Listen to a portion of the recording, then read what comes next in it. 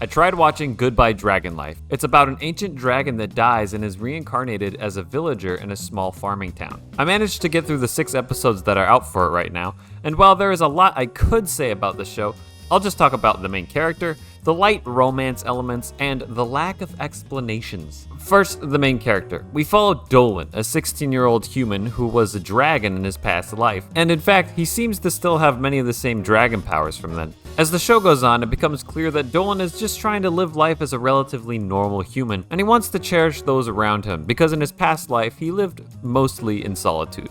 Personally, I find Dolan to be a pretty boring character. He's a pretty run-of-the-mill, overpowered protagonist, and I don't find anything about him terribly interesting. I think that's because his goal is to live a normal life, and every problem that comes up is quickly resolved so he can continue to live that normal life. Though in episodes 5 and 6, a pretty major threat emerges, and I'm wondering if it'll lead to Dolan making some tough decisions that might put his normal life in peril. That could be interesting, but as it stands, boring main character. Next, there's the romance. Early on in the show, we are introduced to a snake lady who's on a journey to find a husband, as is customary in her culture. She and Dolan really hit it off, and man, they'd make such a good couple, but despite her clearly having a thing for him, Dolan doesn't really seem to have any interest in her, and that's pretty disappointing. Personally, I'm a big fan of romance, and for a show to dangle a cute couple in front of me, then kind of play it for laughs is frustrating. It probably wouldn't be that big of a deal if I didn't find the show to be otherwise boring.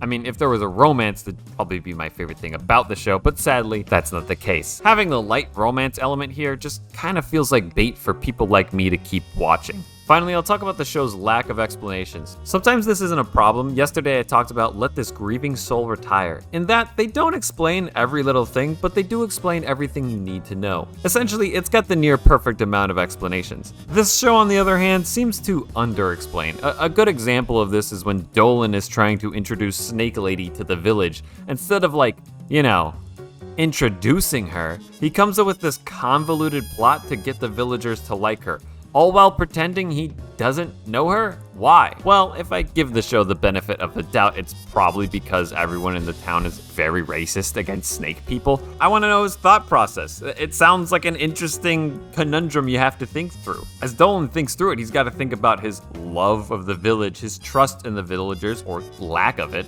his want to help the snake lady, the racial tension snake lady could bring to the village. I mean, there's just a lot of interesting stuff going on when you make the decision to do a convoluted plot, but instead of telling us the interesting details and thought process, the show leaves us mostly in the dark as to why he doesn't just, introduce her.